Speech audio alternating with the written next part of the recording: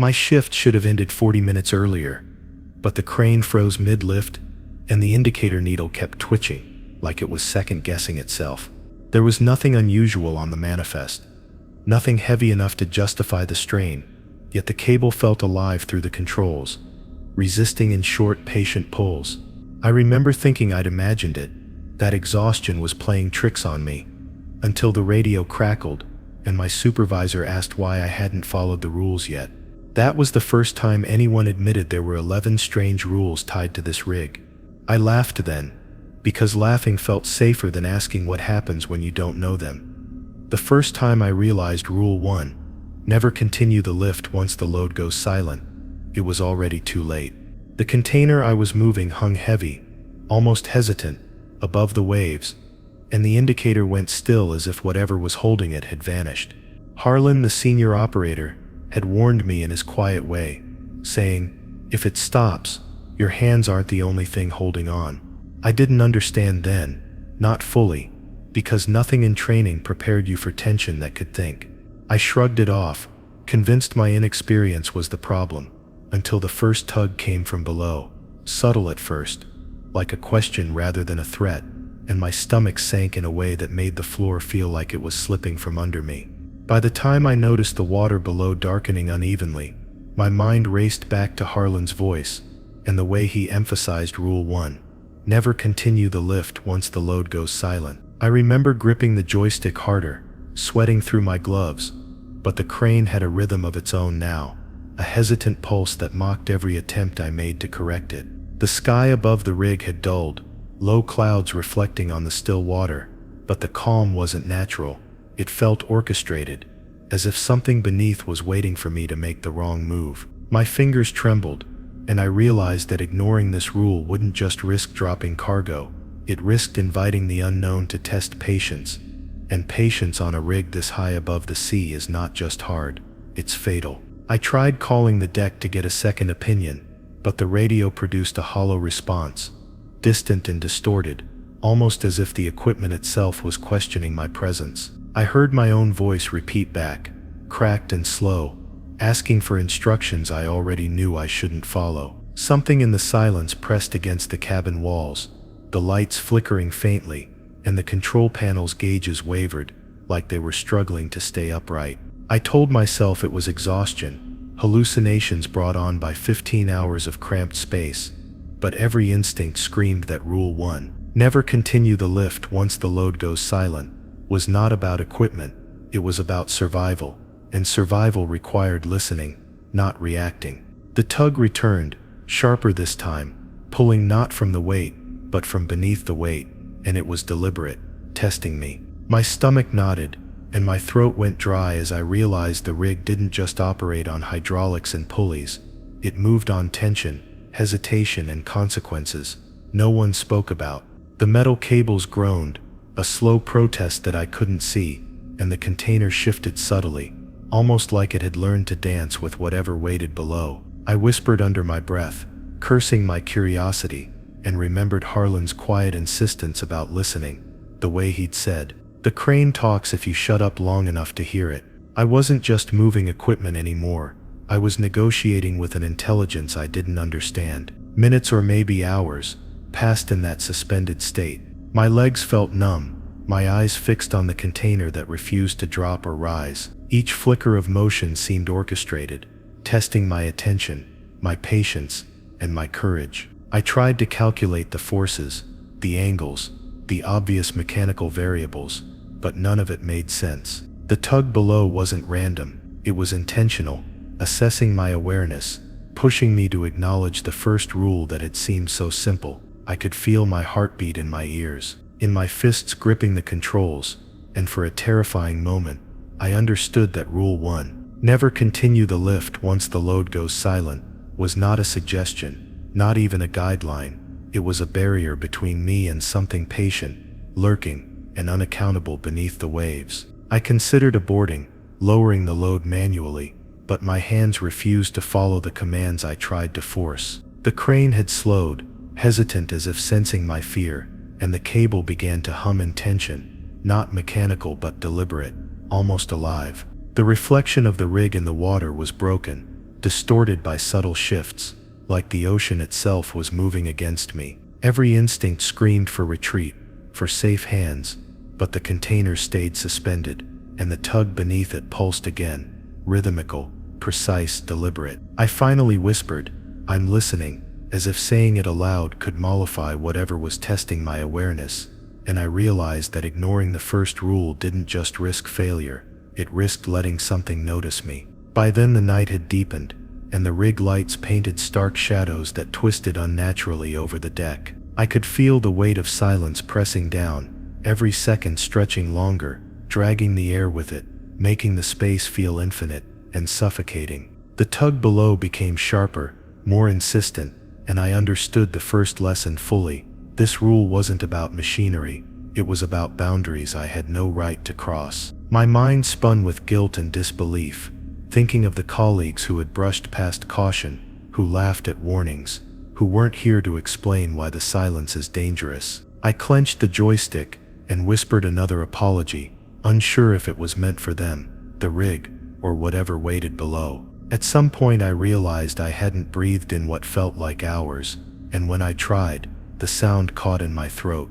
The container quivered violently, not enough to fall, not enough to release, just enough to remind me that Rule 1, never continue the lift once the load goes silent, was more than words, it was a covenant. I remembered the times I'd dismissed signs on previous shifts, the shivering gauges, the inexplicable tugs, the way equipment moved even when not powered. None of it mattered until this moment, when compliance wasn't just about following protocol, but about negotiating existence. My hands began to sweat inside the gloves, my stomach turned, and a slow creeping dread settled over me, like the ocean itself was pressing through the metal grating beneath my boots. I tried to think mechanically, rationally, to apply physics and math and training, but the tugging had a pattern too precise for error. It responded to hesitation and impatience, and I realized that the crane's life was entwined with something sentient, something deliberate, waiting to test the first rule. I considered yelling for help, but even the thought felt dangerous. What if drawing attention made it curious, more insistent? My mind reeled, turning over every past lift, every moment I had ignored subtle warnings, every time I thought the crane was just a machine. I had learned now that Rule 1, never continue the lift once the load goes silent, was the difference between being seen and being swallowed. Hours later, I don't know how long, the container finally shifted on its own, a subtle slide that released the tension without falling. The tug ceased as if satisfied, leaving me trembling and hollow, staring down at calm waters that now seemed impossible to trust. Every instinct screamed that the silence wasn't just the absence of sound, but a presence, patient, testing, waiting. My body ached from gripping the controls, my head throbbed from overstimulation, but relief was incomplete, uneasy, knowing that the first rule had spared me this time. The lesson wasn't learned in manuals or warnings, it was burned into awareness, a memory that would follow every shift I survived thereafter. Now, even years later, I can feel it again whenever a load hesitates, even in simulation or in memory. The tugging, the silence, the weight that isn't just physical. I remember the shape of that night, the impossible tension, and I understand that following Rule 1, never continue the lift once the load goes silent, is about more than safety. It's about noticing, respecting, and surviving the unseen intelligence beneath the rig, patient and watchful. I let the joystick rest, and for a fleeting second, I convinced myself I was safe. But the ocean has ways of reminding you that compliance is only temporary, and even after obeying the first rule, the rig felt different, as if it had taken note of my hesitation. The moment I realized Rule 2, always verify the load visually before engaging the crane, even if instruments show everything normal, I was already halfway through a night shift that smelled of diesel and fear. The deck was slick with condensation, and my boots slipped slightly as I leaned over the railing to inspect the container below. Everything looked normal at first, pallets stacked evenly, nothing out of place, but the shadow along the water's edge was off, stretching and contracting like it had a life of its own. I hesitated, glancing back at the gauges, which insisted everything was fine, and remembered Harlan's stern voice, Trust what you see, not what the dials tell you. I shook my head, trying to dismiss the instinct that screamed caution, but my hands wouldn't stop trembling on the joystick. As I adjusted the crane to bring the load closer for inspection, the air felt heavy, as if the rig itself exhaled slowly and deliberately, making every movement sluggish. I could see the metal frame of the container ripple in a way that defied physics, shadows warping across its surface. It wasn't just the darkness of night. The water below mirrored the container strangely, showing shapes that moved independently of the load. My radio crackled again, low and distorted, and I thought I heard someone whisper. Look closer, though no one was there. I cursed myself for not verifying it sooner, realizing that Rule 2, always verify the load visually before engaging the crane, even if instruments show everything normal, was about more than safety. It was about noticing anomalies that machines couldn't register. I climbed down slightly to get a better angle, every step creaking under my weight, and the wind off the ocean bit at my face. The container seemed heavier the closer I got, though my calculations told me it shouldn't have changed. A subtle sway, almost imperceptible, suggested tension below the waterline I couldn't see. My stomach knotted, and I wanted to call it in, but the thought of reporting something I couldn't prove made my tongue dry. Something about the shadow lingered at the edge of my vision, shifting and pulsing with a rhythm that felt wrong. I realized then that Rule 2, always verify the load visually before engaging the crane, even if instruments show everything normal, wasn't just about observation. It was about survival, about acknowledging that what you see could save you where warnings fail. I thought back to previous shifts where we had relied solely on readings, assuming the rig's sensors were infallible. The memory twisted uncomfortably in my mind, like I was seeing things I shouldn't have. On those nights, containers had tilted inexplicably, loads shifted, and subtle tugs tested the operator's patience.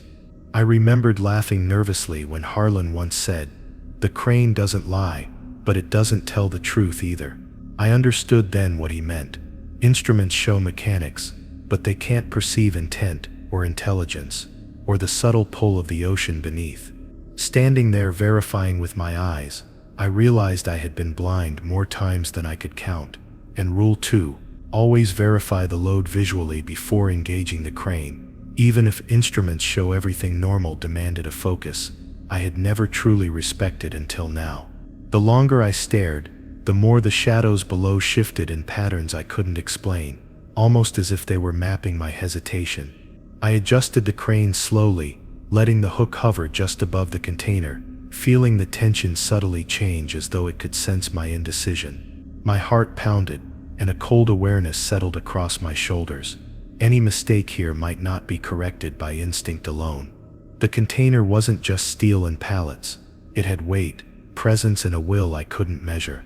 I whispered under my breath, "I see you," a feeble acknowledgement of the hidden intelligence below, hoping it would be enough to placate whatever tested operators who ignored Rule 2. Always verify the load visually before engaging the crane, even if instruments show everything normal.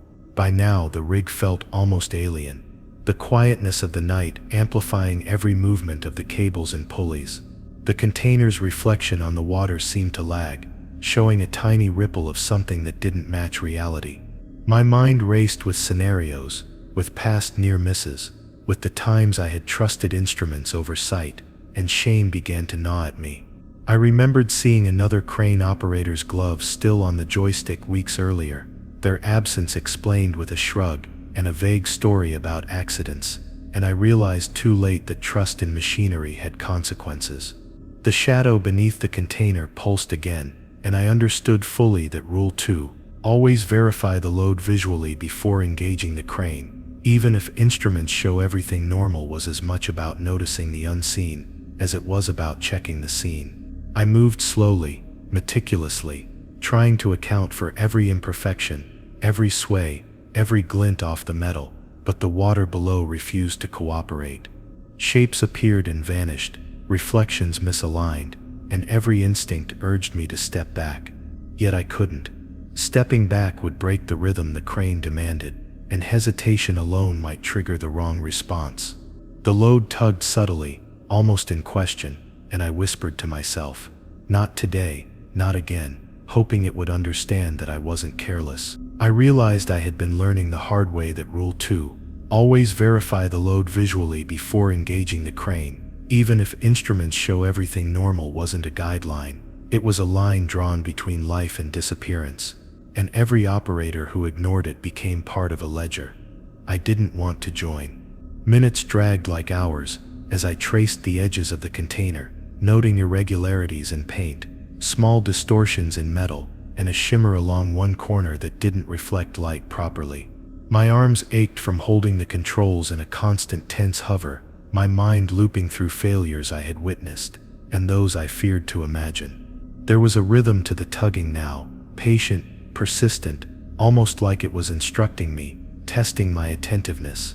Every fraction of a second mattered, and I understood that Rule 2, always verify the load visually before engaging the crane, even if instruments show everything normal, required more than eyes. It demanded consciousness, a full awareness of the deck, the water, and the space in between where anomalies thrived unseen. I debated calling Harlan for guidance, but a quiet sense of dread made me hesitate. The last time I had asked him for advice on a night like this, he'd said, "Sometimes you have to see it yourself, or you won't survive to tell the story." His words echoed in my mind as I scanned the load again, my vision straining against shadows that didn't belong, reflections that didn't match the rig above, and a subtle pulse in the cable tension that suggested something below was not mechanical. I whispered a promise that I would not ignore Rule 2, always verify the load visually before engaging the crane, even if instruments show everything normal, that I would see and respect, and hope the effort alone would be enough. Time became meaningless. The container hung in uneasy suspension, shadows twisting below in patterns I couldn't anticipate. Every movement I made was deliberate, measured, and soaked in fear. I knew that missing even a single anomaly, ignoring a subtle irregularity, could invite consequences far beyond my comprehension. The crane seemed alive, responding to hesitation and compliance, and I realized that verification wasn't just precaution, it was negotiation.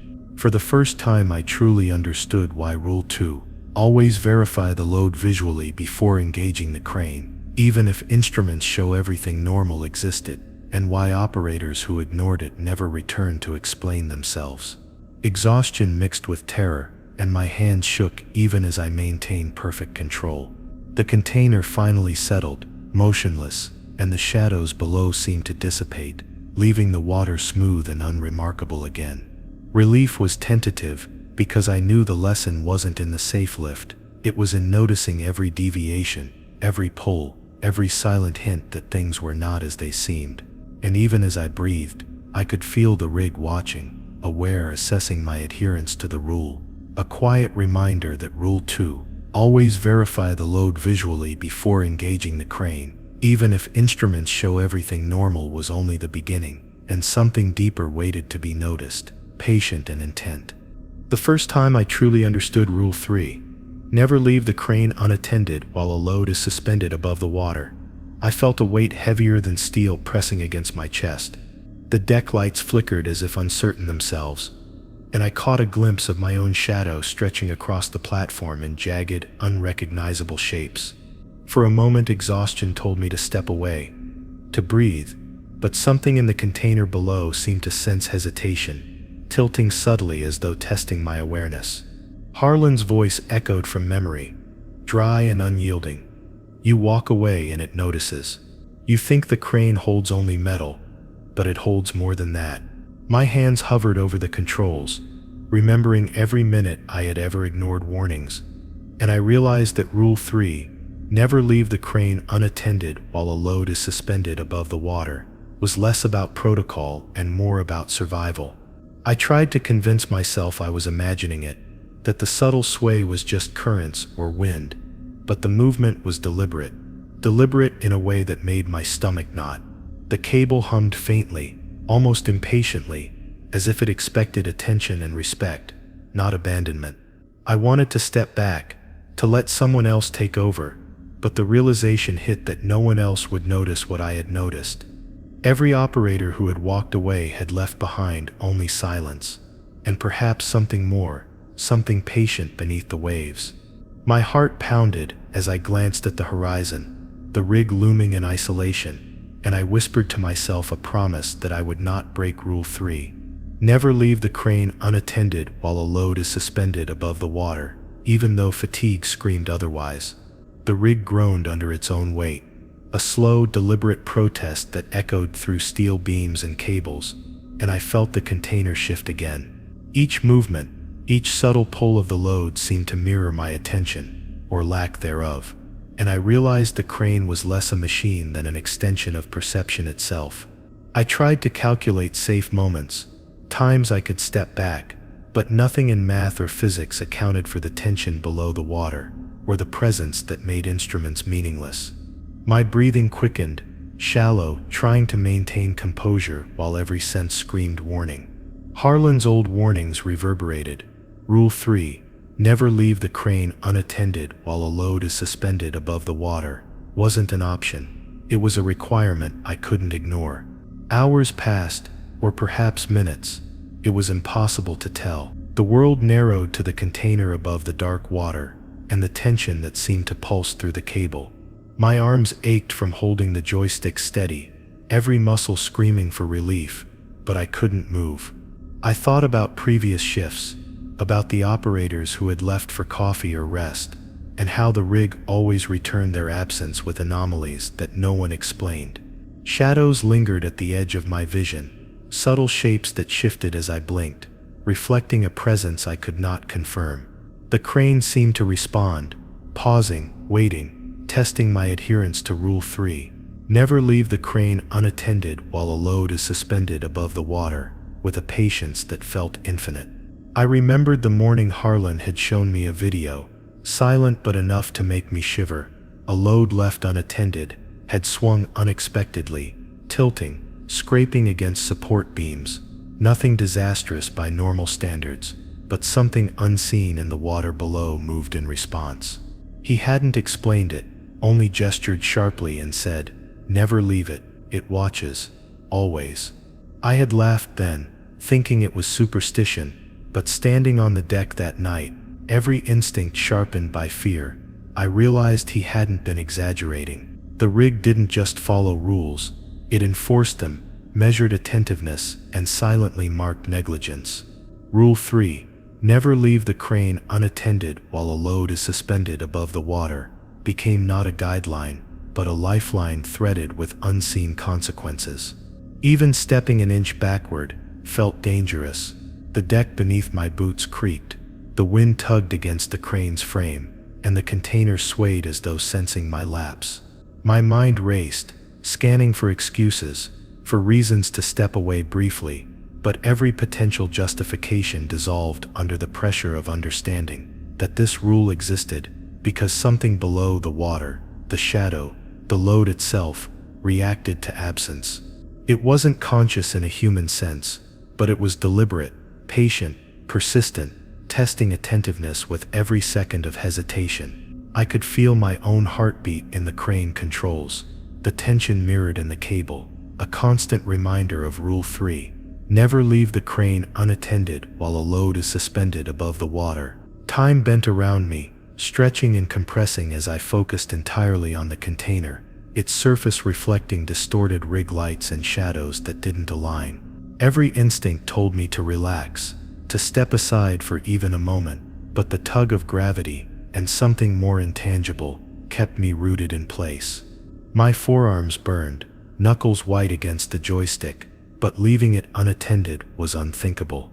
I replayed Harlan's lessons repeatedly in my head, the quiet, deliberate way he had made me understand that each shift, each load, each tug held consequences beyond mechanics. Following Rule 3, never leave the crane unattended while a load is suspended above the water, was now entwined with noticing, listening, and surviving. The water below reflected moonlight unevenly, forming shapes that slid beneath the surface like living shadows. I could almost sense the presence beneath, observing, measuring, aware of every hesitation. A subtle pulse traveled up the cable and into the crane, almost like it was breathing. I whispered under my breath that I was still present, that I would not walk away. that I understood Rule 3, never leave the crane unattended while a load is suspended above the water, hoping the acknowledgement would suffice to keep whatever waited below from testing me further. Hours blurred, and my mind began to fracture under exhaustion and hyper-focus. I noticed minute imperfections in the container, in the water's reflection, in the rig's structural lines that no human could detect. Every second demanded attention, every movement of the load a silent examination of my compliance. The crane had become an extension of my nervous system, every twitch mirrored in the tension of steel and water. I realized then that neglecting this rule was not just a lapse, it was an invitation, a potential trigger for consequences I could neither anticipate nor survive. Finally, the container settled into a rhythm of subtle, deliberate sways that matched my vigilance. I could feel the air around the rig thicken, as if the ocean itself exhaled, acknowledging my compliance. Relief was hollow, nothing had ended, nothing had truly resolved, and yet I knew I had survived the test that night. The lesson was clear. Rule 3, never leave the crane unattended while a load is suspended above the water, was a constant, an unyielding measure of attentiveness that would haunt every shift from then on.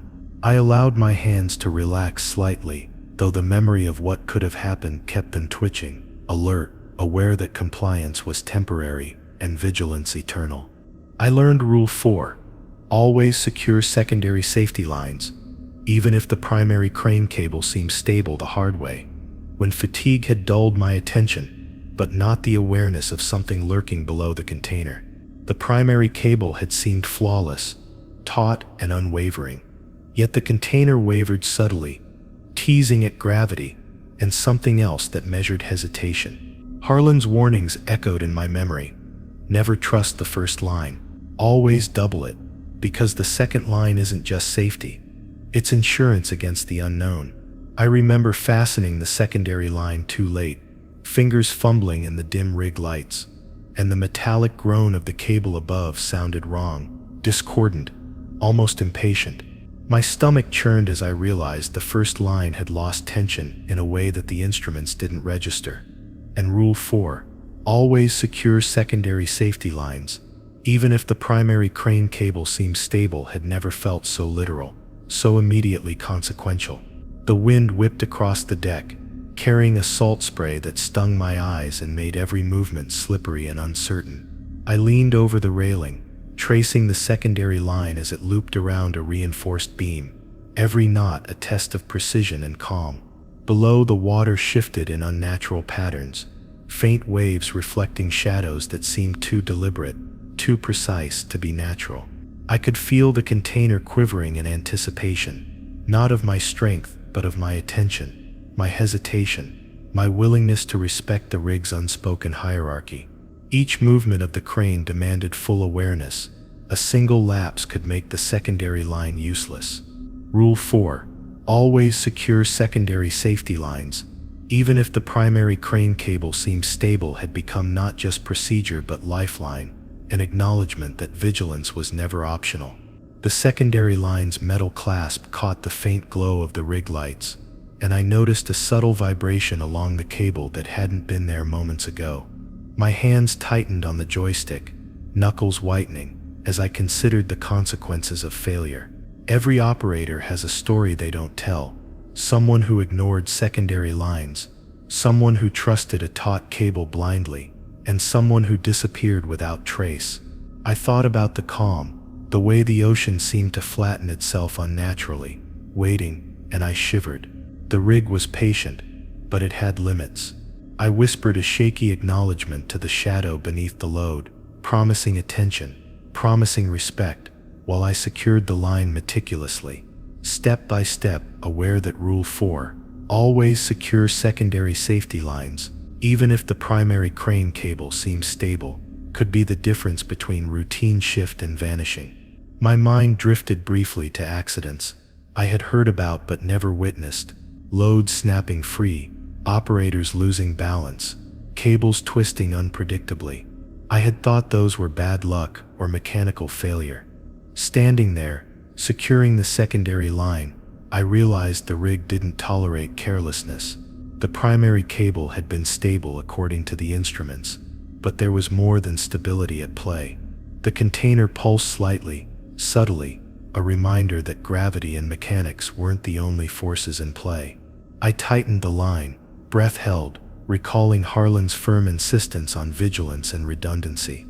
I couldn't afford distraction. Rule 4. Always secure secondary safety lines, even if the primary crane cable seemed stable, demanded full presence. The tug below returned, faint but deliberate, a testing of awareness rather than force. I adjusted the crane slightly, compensating for the subtle sway, each movement deliberate, precise. The secondary line now held, taut and reliable, but it did nothing to ease the tension in my chest. Every second, every micro movement of the container reminded me that compliance with this rule was about more than hardware. It was about acknowledging what lurked unseen beneath the water, patient, measuring, waiting for misjudgment. I whispered apologies, gratitude, and promises to maintain vigilance, recognizing that Rule 4, always secure secondary safety lines, even if the primary crane cable seemed stable, had saved me from unseen consequences already in motion. As the night deepened, I could feel the rig shifting subtly, creaking under its own weight as waves lapped at the structure below. The container, now fully restrained by the secondary line, still quivered slightly, as if testing boundaries, measuring attention. I checked the knots again, slowly, deliberately, as my mind replayed past lapses, moments of fatigue, times I had skipped caution. The shadow beneath the container moved in ways my eyes struggled to process, always present, always aware, and I understood that the secondary line wasn't just a backup. It was recognition of something intelligent, deliberate, and unobservable. Respecting it meant survival. Ignoring it meant being cataloged in the memory of the rig. Rule 4. Always secure secondary safety lines, even if the primary crane cable seemed stable, now resonated as a commandment rather than instruction. I couldn't relax, not fully.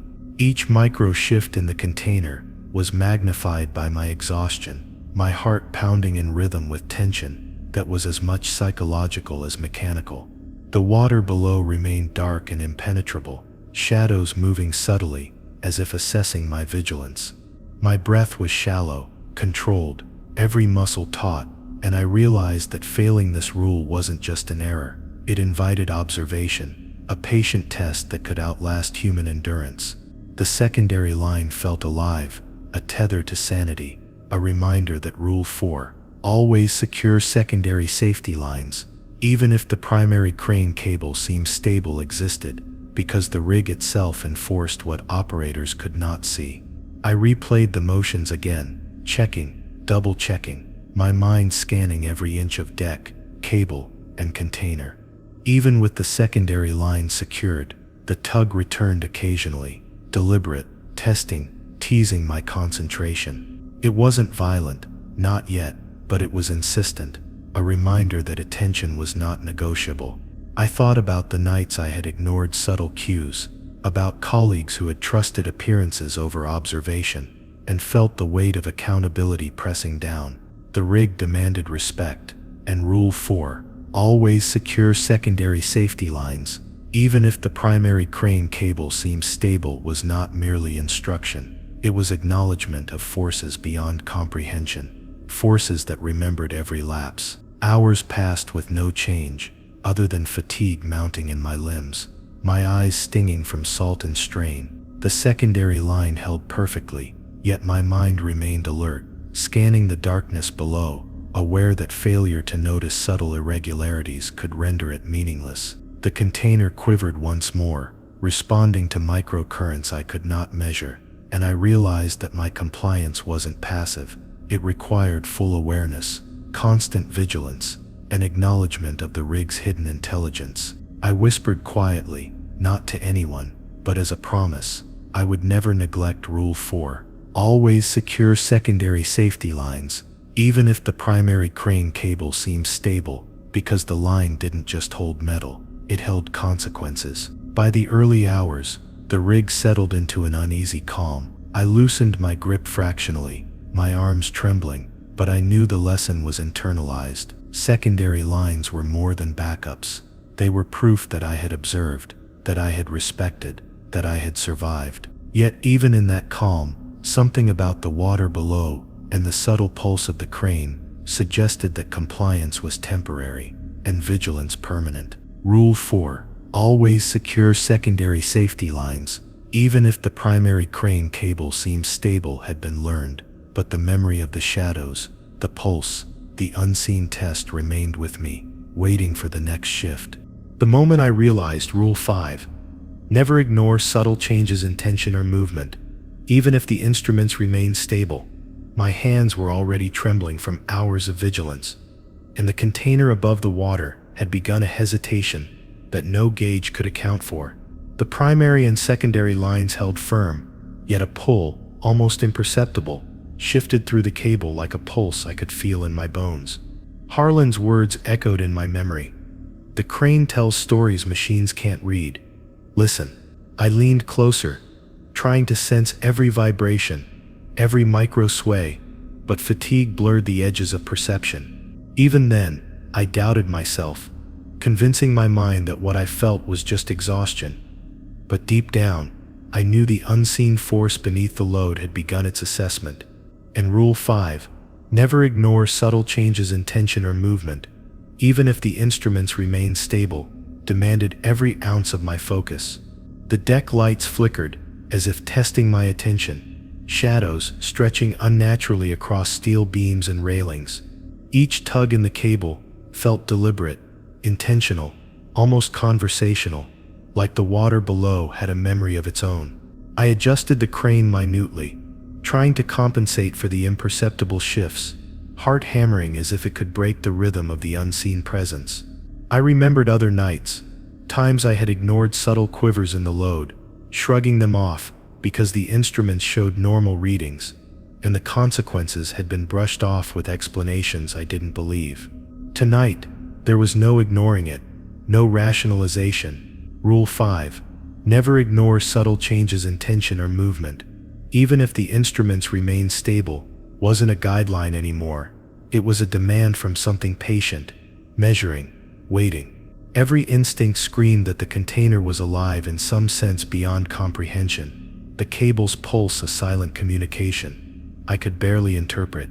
I whispered under my breath, a feeble attempt to align myself with whatever was testing me. I see it. I feel it. I understand. The water reflected faint rig lights, twisting and distorting shadows that didn't match any shape I recognized.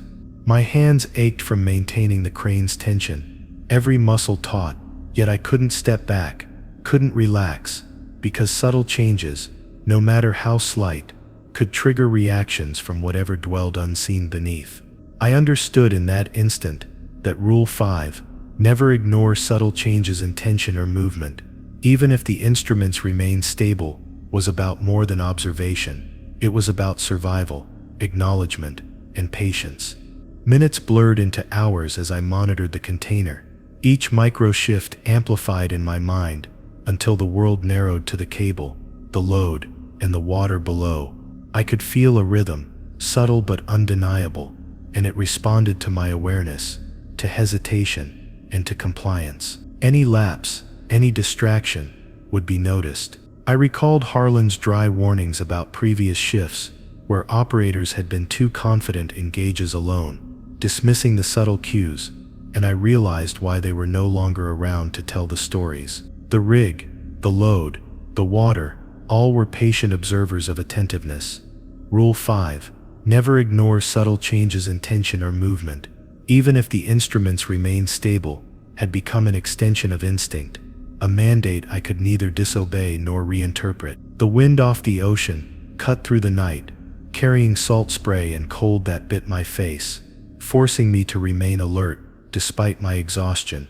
Each sway, each vibration, became a language I struggled to understand. The container tilted imperceptibly, then settled, then tilted again, testing my awareness and patience. I adjusted the crane slowly, deliberately, while the shadows beneath mirrored movements that didn't belong to any visible object. I understood finally that ignoring subtle cues didn't just risk the load, it risked recognition, exposure, a test that could last longer than a single shift. Following Rule 5, never ignore subtle changes in tension or movement, even if the instruments remain stable, was a dance of perception, endurance, and acknowledgement. I tried to recall every prior shift, analyzing moments I had assumed nothing unusual was happening, and the memory twisted in my mind, highlighting mistakes that now seemed more dangerous than I had imagined.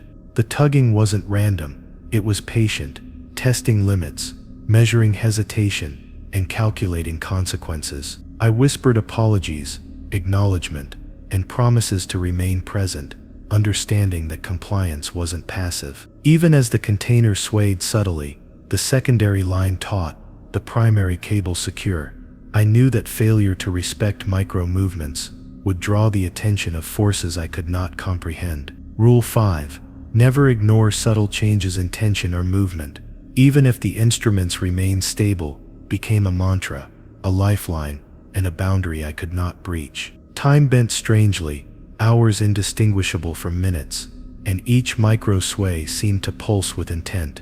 I could see the reflection of the container in the water shift inconsistently, and each deviation caused my chest to tighten. I considered stepping back for a moment, to rest, to breathe, but the crane's rhythm, the subtle tension, and the unobservable presence below forbade it. Every muscle in my body remained rigid, every thought focused, every breath shallow and controlled. Harlan had never overstated the importance of noticing subtleties. He had insisted that Rule 5, never ignore subtle changes in tension or movement, even if the instruments remained stable, was the difference between recognition and disappearance. The shadows beneath the load began to pulse faintly, synchronized with the minute movements of the container, creating a rhythm that my exhausted mind struggled to process. The tugging intensified slightly, deliberate yet not violent, testing my comprehension and endurance. I could feel the ocean's presence, patient and calculating, measuring every twitch of my grip, every hesitation of my eyes. The crane became an extension of my nervous system, my perception sharpened by fear and experience, and I realized fully that subtlety was not optional, it was a requirement. The silent insistence of Rule 5, never ignore subtle changes in tension or movement, even if the instruments remained stable, had become the core of survival, a lifeline stretched taut across the night. Hours later, the container stabilized, the tugging ceased, and my hands shook from tension and fatigue. The water reflected the rig in still, unsettling calm, but the presence remained, patient and aware, reminding me that observation was never complete, and vigilance never finished. I exhaled shakily, knowing I had obeyed the rule this time, yet the memory of subtle tugs, invisible but undeniable, stayed with me, a quiet warning that Rule 5, never ignore subtle changes in tension or movement, even if the instruments remained stable, would continue to demand my attention, my focus, and my respect for every shift to come. The first time I truly understood Rule 6, always account for environmental anomalies, even if they seem insignificant, I was staring at a faint shimmer along the water's surface that no radar or gauge acknowledged. The rig lights cast long reflections, and I noticed subtle ripples that didn't match the wind or tide, bending and stretching in ways that made my stomach twist. Harlan had always insisted that nothing was insignificant, that even a minor shift in temperature, a brief gust, or a subtle change in the water's tone could be a warning. I remembered ignoring these signs on previous shifts, thinking I was overreacting, and now I understood the consequences. The ocean seemed to pulse beneath me, alive with intent, and Rule 6, always account for environmental anomalies, even if they seem insignificant, demanded full attention, or survival was optional. As I adjusted the crane, I noticed tiny patterns in the waves, small undulations that seemed almost deliberate, a silent choreography that mocked my training. Each micro-motion of the container above mirrored, exaggerated, or contradicted what the water suggested, a subtle conversation I was only beginning to understand. The rig creaked under its own weight, amplifying every vibration, and the wind whispered through the deck in a way that felt intentional, testing my focus and patience. I recalled Harlan's lessons about observation. The environment is as much a participant as the load itself. Rule 6. Always account for environmental anomalies, even if they seem insignificant. Wasn't just guidance, it was an acknowledgement of forces that could see, respond, and punish in ways instruments never could. Minutes or hours, I couldn't tell, passed as I meticulously scanned the surroundings, noting temperature shifts, microwaves, and faint irregularities and reflections that didn't make sense. The container quivered subtly, responding not to my adjustments, but to something else entirely, something patient beneath the water, watching, learning, and measuring. Every decision I made, every flick of the joystick, was scrutinized by forces I could not perceive, and I realized fully that Rule 6, always account for environmental anomalies, even if they seem insignificant, was about survival, not procedure.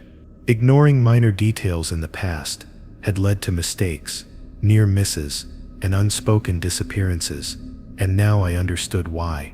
The air grew heavier, humid and dense, carrying a faint scent of metal and salt that seemed almost unnatural. Shadows stretched in ways that contradicted the rig lights, shifting independently, almost sentiently, and my attention snapped to every imperfection. I remembered a colleague dismissing small vibrations in the crane as normal, only to have a container shift dangerously hours later. I couldn't afford such mistakes. Each anomaly, each deviation, demanded acknowledgement. I whispered to myself, repeating silently that I was watching, that I noticed, that I respected Rule 6. Always account for environmental anomalies, even if they seem insignificant, knowing that the presence beneath the load registered every micro-focus of attention. The tugging of the load increased slightly, deliberate and testing, synchronized with environmental shifts that should have been insignificant, but were anything but.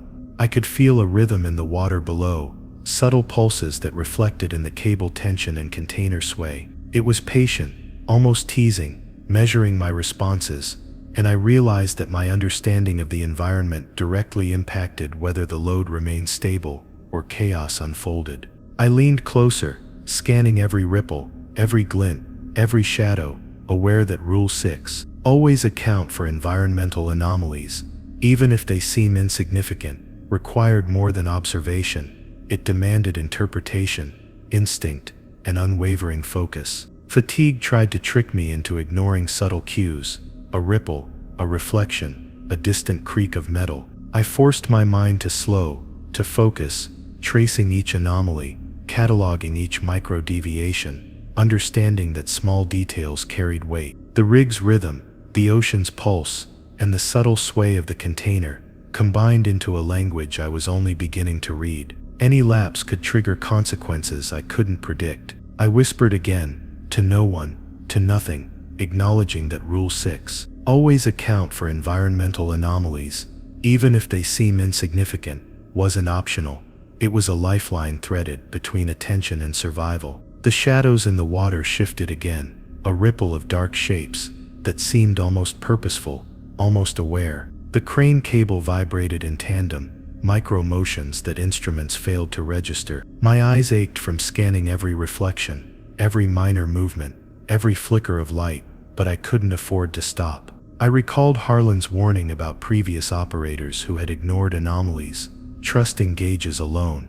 They had been gone too soon, leaving only questions. Following Rule 6, always account for environmental anomalies, even if they seem insignificant, meant I couldn't rest, couldn't relax, and had to acknowledge that vigilance was perpetual. Hours blurred together as I monitored every nuance, the wind's rhythm, water movements, temperature shifts, shadow patterns, and container micro-adjustments. Each anomaly demanded a response, subtle but deliberate, reflecting the intelligence of forces beyond comprehension. My arms ached, my vision strained, but I knew ignoring any environmental anomaly could invite disaster. The secondary line held taut, the primary cable unwavering, yet the unseen presence remained patient and observant. I whispered once more, acknowledging Rule 6, always account for environmental anomalies, even if they seem insignificant, promising attention, focus,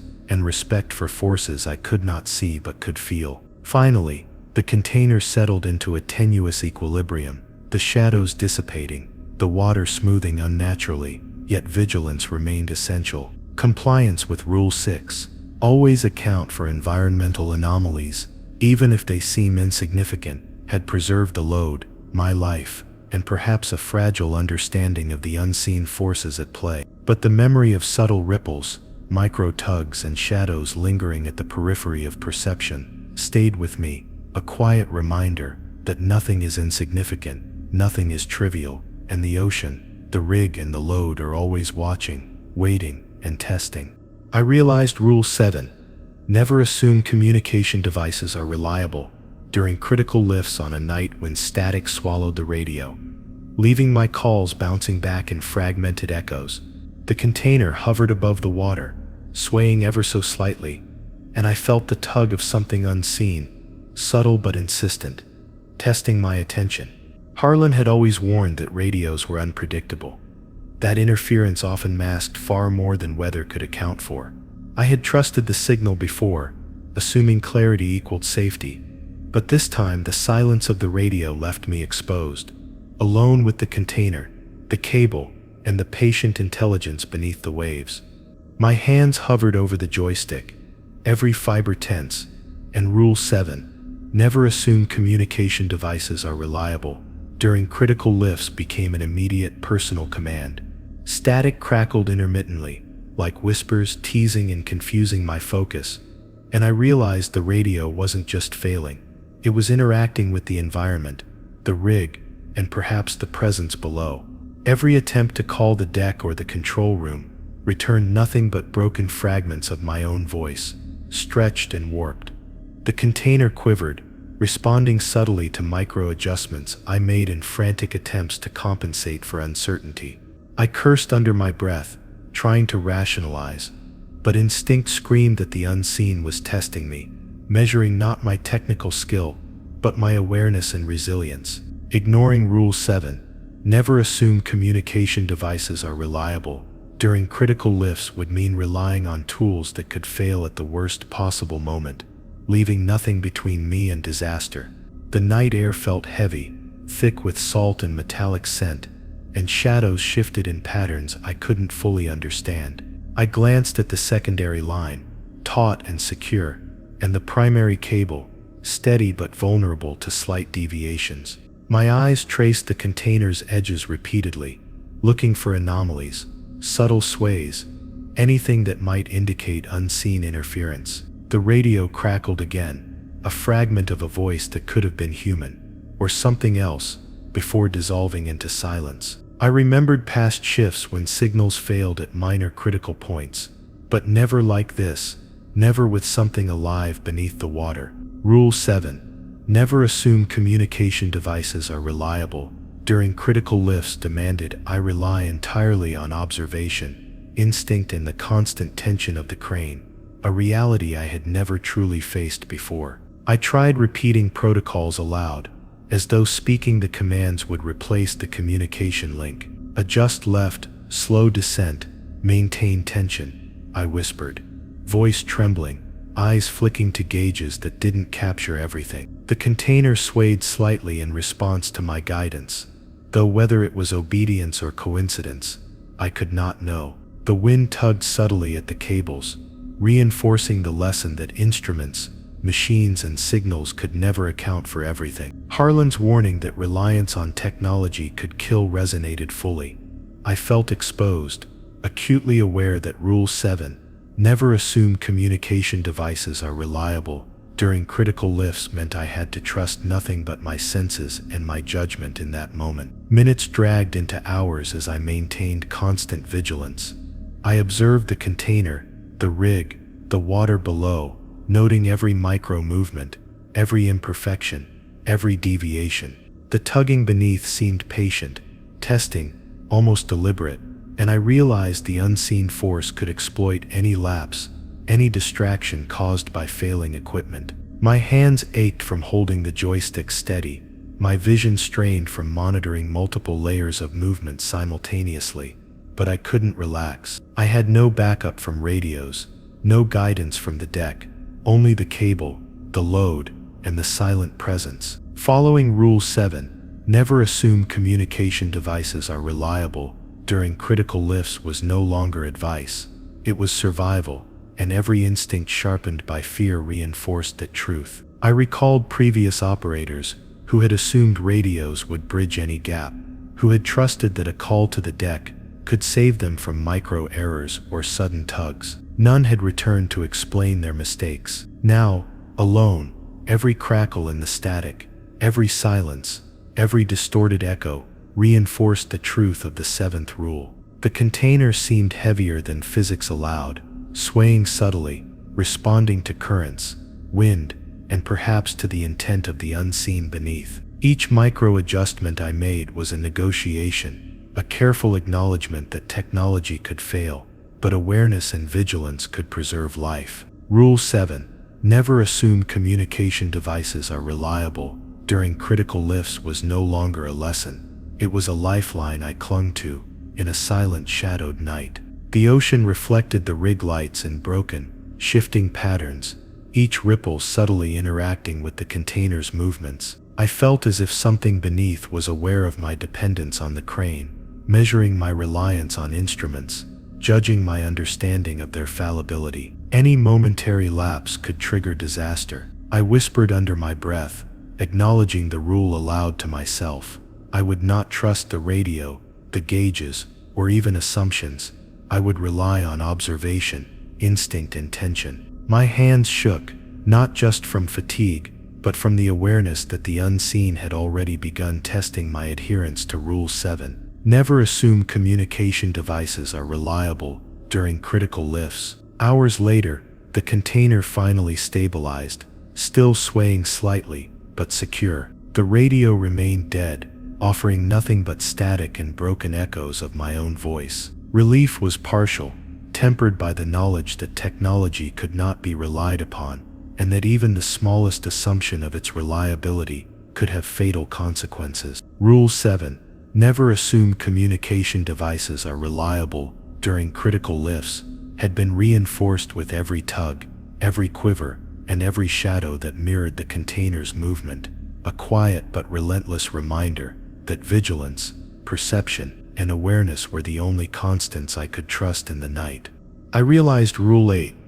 Always respect unseen forces interacting with the load, even if they appear harmless the moment the container swayed slightly, though the wind was calm and the current seemed normal. At first it was easy to dismiss. A minor ripple, a harmless quiver, but instinct screamed otherwise.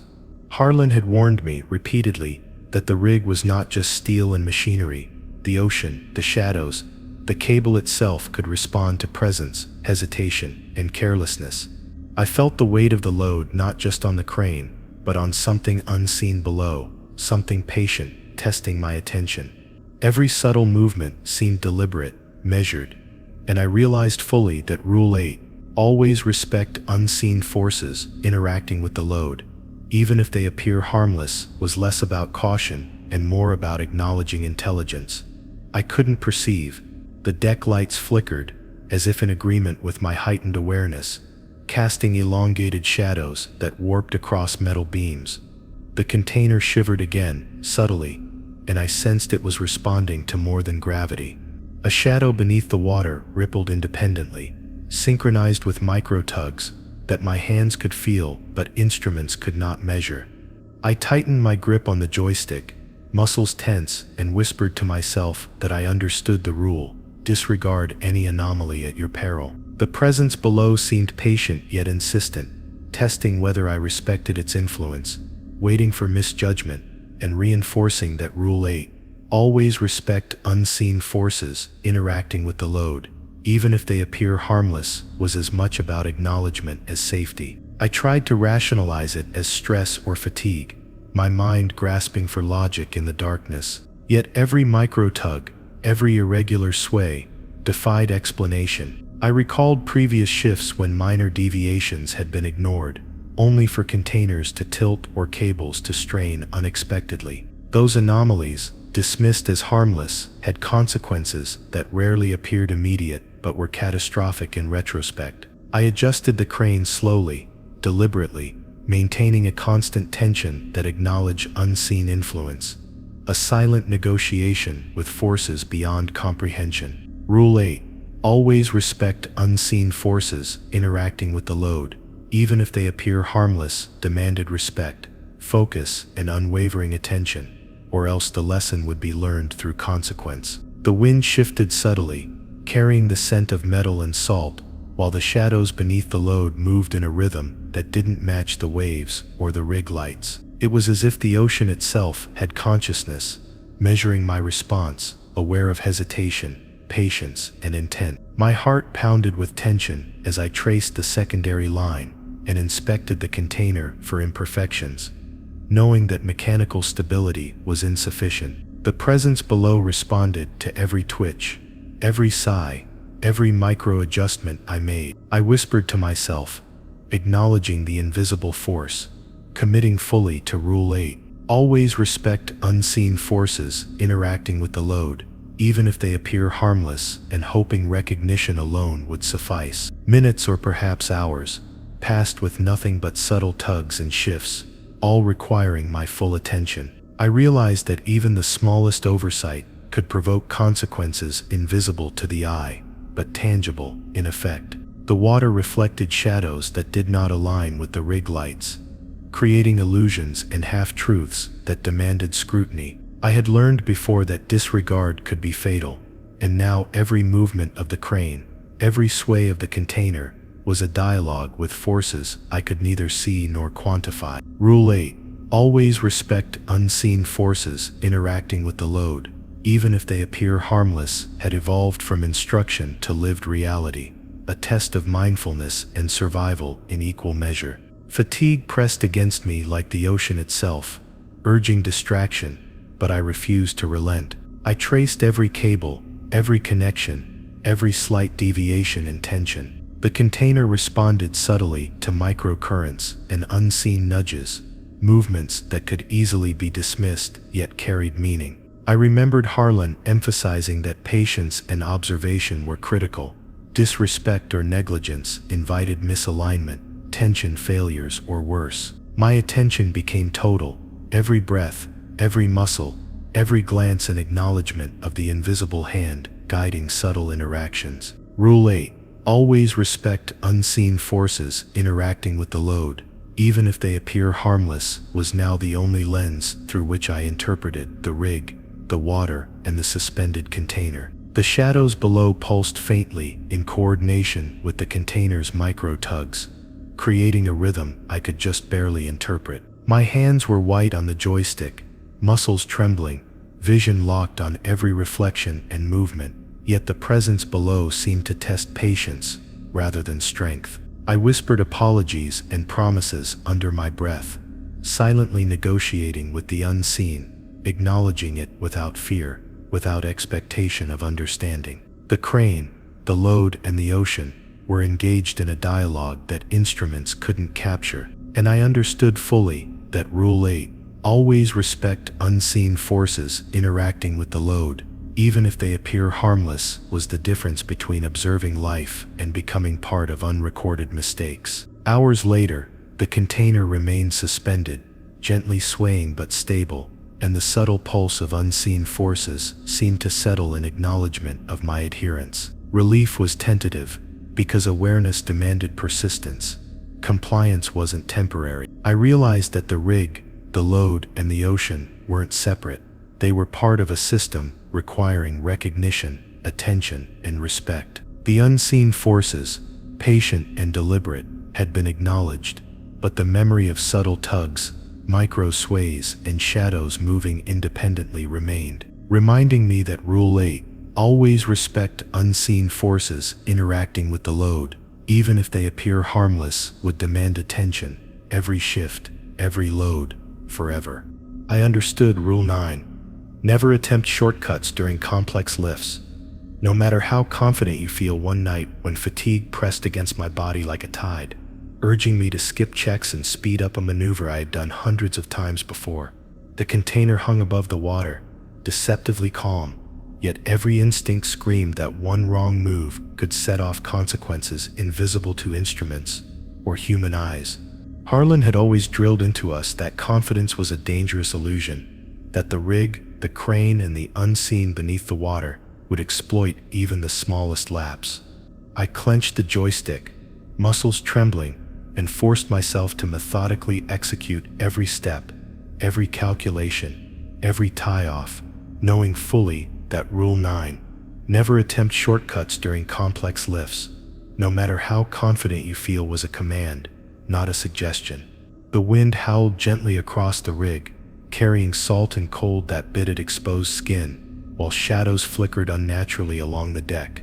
My mind raced with the temptation to speed up, to shave seconds off procedures I knew by heart, but something about the container's subtle sway, the tug beneath, and the way the cable vibrated under tension reminded me that shortcuts would be noticed and punished. Every operator I had known who had ignored a step or dismissed a minor check eventually learned consequences the hard way, though stories rarely returned to tell the lessons. Rule 9. Never attempt shortcuts during complex lifts, no matter how confident you feel, resonated louder than my fatigue, embedding itself in every careful motion I made. The container shifted ever so slightly, responding not to wind or tide, but to forces I could feel through the steel and cable, subtle pressures that instruments ignored. I adjusted the crane minutely, every movement deliberate, as if negotiating with something patient below the water. I realized that confidence, without respect for protocol, was no shield against the unseen, no insurance against error. Harlan's voice echoed in my memory. The rig remembers shortcuts, so do the depths. I swallowed dryly, reinforcing every action, acknowledging Rule 9. Never attempt shortcuts during complex lifts, no matter how confident you feel, and praying that recognition would suffice to keep disaster at bay. Fatigue threatened to blur my focus, urging me to take mental shortcuts even while my hands maintained perfect tension on the crane. The container quivered in response to microcurrents, subtle shifts in the cable, and the unmeasurable pull of forces beneath the water. I whispered warnings to myself, reminding every part of my body that the rules existed for survival, not convenience. One tiny misstep, one skip check, and the consequences could ripple outward in ways no one could predict. Rule 9. Never attempt shortcuts during complex lifts, no matter how confident you feel, had become a mantra, an internalized boundary between survival and catastrophe. The shadows beneath the load shifted in ways that didn't match waves or rig lights, subtle pulses synchronized with movements I could barely detect. I could feel the presence below, observing, measuring hesitation, impatience, or overconfidence. Every micro-adjustment of the joystick, every breath, every glance was scrutinized, and I realized that shortcuts weren't just risky, they were invitations, an acknowledgement to the unseen, that I underestimated its awareness. Compliance wasn't passive, it was active recognition of forces beyond my understanding. Rule 9. Never attempt shortcuts during complex lifts, no matter how confident you feel, was the only way to survive this delicate negotiation. Hours passed, each second amplifying tension, my muscles burning, eyes stinging, mind on the razor's edge of focus. I monitored every sway, every tug, every micro movement of the container, knowing the smallest skip check could trigger unforeseen disaster. Even with secondary lines taut and primary cables secure, there was no room for assumption, no margin for pride or overconfidence. The rig, the load, the unseen observer beneath the water demanded vigilance, calculation, and respect. I whispered under my breath, reaffirming my adherence, acknowledging silently that Rule 9. Never attempt shortcuts during complex lifts, no matter how confident you feel, was a lifeline threaded through observation, patience, and discipline. The subtle pulse of the water below, mirrored in micro-tugs of the load, made every shortcut impossible, even if I had wanted one. I adjusted slowly, deliberately, aware that haste would be obvious to whatever measured presence existed beneath the surface. Harlan had warned that the rig doesn't forgive arrogance, that confidence without attention was not just risky, it was fatal. The container quivered again, responding to unseen nudges, testing every micro-action, and I realized the truth. The rules weren't arbitrary, and shortcuts were never merely convenient. They were invitations to catastrophe. Rule 9. Never attempt shortcuts during complex lifts. No matter how confident you feel had to be followed, not just once, but continuously, for the shift, for the container, and for the fragile boundary of survival itself. By early morning, the container stabilized, the tugging beneath faded, and the rig seemed to sigh under its own weight. Relief was fleeting, because adherence to Rule 9, never attempt shortcuts during complex lifts, no matter how confident you feel, was never temporary. It required constant reinforcement. My muscles ached, my vision strained, but I knew compliance had preserved life tonight. Yet the memory of subtle tugs, micro shifts, and the shadows beneath the water remained, reminding me that shortcuts were never safe, and the unseen forces always observed, measured, and waited. The first time I truly internalized Rule 10. Always trust your instincts, especially when instruments and colleagues tell you otherwise. It was deep into a night shift, the rig isolated in the middle of the dark ocean, and every gauge read perfectly stable while my gut screamed otherwise. The container above the water quivered subtly, almost teasingly, and a tug through the cable seemed deliberate, as if testing whether I was paying attention. Harlan's voice echoed from memory. Machines can lie, people can lie, but your instincts are the only truth you'll ever have out there. I realized I couldn't rely on lights, readings, or even the reassuring voice of a fellow operator. My instincts had to guide every movement, every decision, because the unseen presence beneath the load responded to hesitation and doubt. Rule 10. Always trust your instincts, especially when instruments and colleagues tell you otherwise, became my lifeline in a way that no checklist or gauge ever could. The wind carried the smell of salt and rust, sharp against my skin, while shadows stretched across the deck in ways that instruments could not detect. Every sway, every tug, every subtle vibration of the crane echoed directly into my nervous system. I could feel the presence below, patient, measuring, testing, and I realized that my own instincts were the only tool capable of interpreting the subtle messages the rig and ocean conveyed. Colleagues called out adjustments over the radio, calm and confident, trusting their instruments, but my gut screamed caution. I had learned before that second-guessing instinct was costly, and tonight I followed it meticulously. Rule 10. Always trust your instincts, especially when instruments and colleagues tell you otherwise, wasn't guidance. It was the difference between life and unrecorded disappearance. Minutes blurred into hours as I monitored the container, every micro shift magnified in my perception. Instruments and colleagues suggested calm, yet the tugging persisted, subtle but deliberate. I adjusted the crane, listened to the rhythm of the cable, and felt every vibration as if it were alive. Trusting my instincts meant ignoring the reassurance of readings and the casual confidence of others. The container swayed slightly, responding to forces I couldn't see but could feel, confirming that my internal sense of danger was accurate. Harlan's words had never been so clear. Rule 10. Always trust your instincts, especially when instruments and colleagues tell you otherwise, wasn't optional. It was survival itself. The shadows beneath the load shifted independently, subtle movements synchronized with the container's micro tugs, creating a rhythm I could barely interpret. Every instinct screamed that something beyond mechanical failure or human error was observing, testing, and perhaps even influencing outcomes. I whispered to myself, repeating silently that I trusted my perception above all else, knowing that hesitation could be fatal. My eyes flicked between instruments, readings, and the secondary line, but I trusted only what my senses and experience dictated. Rule 10. Always trust your instincts, especially when instruments and colleagues tell you otherwise, had transformed from advice into a constant, active dialogue with awareness, judgment, and presence. Exhaustion pressed against me, urging shortcuts, relaxation, and complacency, but instinct overrode fatigue, demanding vigilance. I adjusted the crane carefully, reading the tiniest deviations, micro vibrations, and subtle tugs as messages rather than coincidences. The container seemed alive in its responsiveness,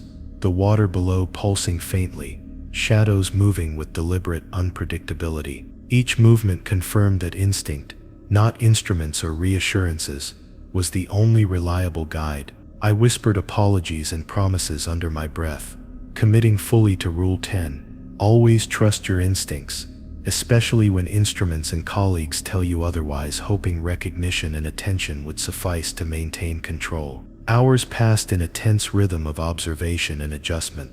I noted subtle irregularities in shadows, water movements, and even the rhythm of the rig itself, each anomaly confirming my instincts. I ignored reassurances from radios, instruments, and colleagues, focusing solely on my perception. Micro tugs of the container, faint pulses in the cable, and unpredictable reflections on the water all required active interpretation, and instinct was the only reliable tool. The unseen presence below seemed to approve, testing adherence, and I understood fully that Rule 10, always trust your instincts, especially when instruments and colleagues tell you otherwise, was the difference between maintaining the balance of the lift and inviting chaos. The container finally settled into a tenuous equilibrium, still responding to unseen nudges, yet stable enough to continue operations. My muscles ached, eyes strained, but trusting instinct had preserved life, the load, and possibly sanity. The rig, water, and shadows remained patient, reminding me that vigilance must be continuous. Every micro tug, every pulse, every irregularity reinforced the necessity of adhering to instinct over reliance on instruments or advice. Rule 10, always trust your instincts, especially when instruments and colleagues tell you otherwise, had been tested, and compliance had been the only thing standing between survival and catastrophe. Even in calm moments, subtle cues from the water and container kept awareness sharp. Shadows shifted unpredictably, micro tugs pulsed, and the rig creaked under weight that instruments read as stable. My instinct, honed by experience and fear, guided every adjustment. The presence below, patient and observing, ensured there was no room for doubt or distraction. Following Rule 10, always trust your instincts, especially when instruments and colleagues tell you otherwise, had become an ingrained discipline, a boundary I could not breach, and a lifeline I would carry into every subsequent shift. I understood Rule 11. The final choice is always the one nobody survives. If ignored, the moment the container hovered above the water, quivering faintly, as if aware of my exhaustion, my mistakes, and my vigilance. The rig groaned under its own weight. The wind whispered across the deck, and subtle movements beneath the load suggested a presence evaluating every decision I had made. Harlan had always said the last rule was different, not about procedure or observation, but about recognition, responsibility, and the weight of a decision that could end everything in an instant.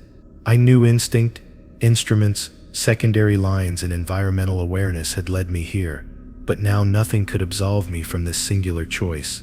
The container pulsed with tension, the unseen force below measured, and Rule 11, the final choice is always the one nobody survives if ignored, pressed on me like the crushing weight of the deep ocean itself.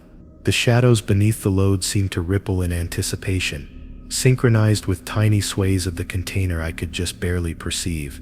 Every micro movement was amplified in my perception, each tug deliberate, as if the water in the cable were a single organism testing my comprehension of risk, patience, and consequence.